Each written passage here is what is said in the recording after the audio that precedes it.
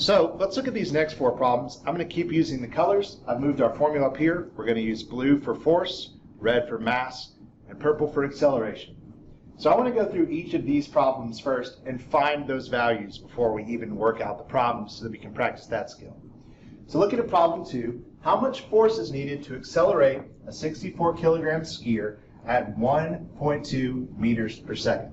So I'm looking for the force, so I won't see that in the equation, but I'm looking for the mass, and since the 64 is kilograms, I know that that's the mass, and this is meters per second squared, so that tells me that that is the acceleration. So I'll circle it with purple. We have mass and acceleration, so that means we need to solve for force, which means I'll be using this red, my purple on this side, blue is over here by itself. What is the mass of an object that requires 45 newtons to accelerate at 5 meters per second squared? Okay, so we know that 45 is the force because that's in newtons, and we know that 5 meters per second squared is the acceleration. And this time we're going to be solving for the mass. We're going to be looking how much stuff is that object made out of. So we'll be using this equation where mass is by itself. In question 4, what is the acceleration? So we're solving for acceleration of a 6.8 kilogram bowling ball. 6.8 is in kilograms, which is a measure of mass. So we know that that's going to be our value for mass in problem 4. And if 12 newtons is applied, and there's a couple clues. One, it's newtons, that tells us it's force. And force is really the only thing that we apply, so we know that 12 newtons is our force. In 5, what is the force? So that we're solving for force. On an 1100 kilogram elevator, kilograms is a measure of mass, so we know that that is the elevator's mass, that is in free fall under the acceleration of gravity. Now the acceleration of gravity is 9.8 meters per second on Earth all the time, but sometimes you are just going to see acceleration of gravity and they're going to expect you to have that memorized. It's 9.8. We don't yet, but we'll work towards that. Okay, so now let's solve some of these problems. So looking at this, we have force and acceleration, and we have mass and acceleration, and we're solving for force. So we're going to use F equals ma.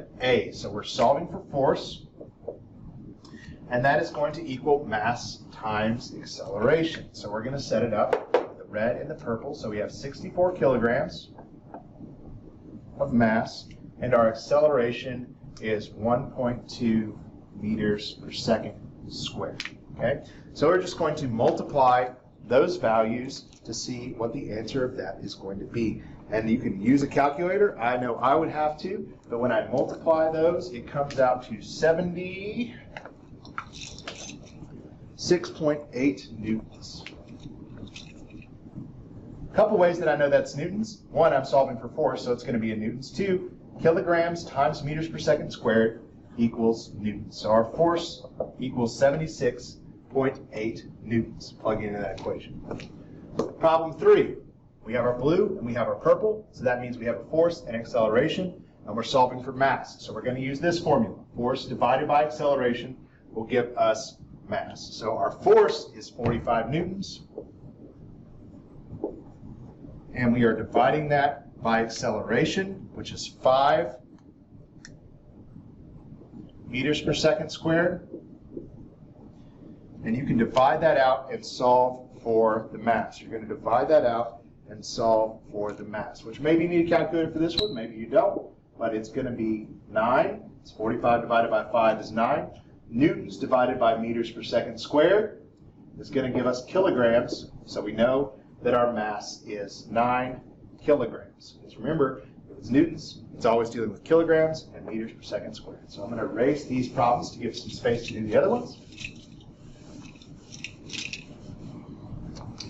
Looking at problem 4, we're solving for an acceleration. So we're going to use this formula where acceleration is all by itself. We have a mass of 6.8 kilograms. And we have a force of 12 newtons.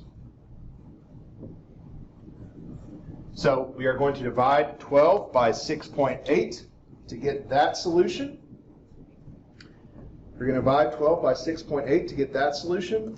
That's going to be in meters per second squared, which is acceleration, which is going to be 1.76 meters per second squared.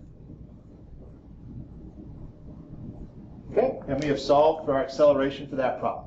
We plugged our force in for force, our mass in for mass, and we used that version of the formula to find it. Looking at number 5, we have a mass here in the red, and it's in kilograms of 1100, and we have an acceleration, and we're trying to find the force, so we'll be using good old-fashioned F equals ma. So it is going to be, we're solving for the force, and it's going to be equal to mass times acceleration. The mass is 1100. And we have an acceleration that's being caused by gravity of 9.8 meters per second squared. And we would have to multiply those together. And I know I'm going to need to use a calculator for this one. So I'm going to get it out.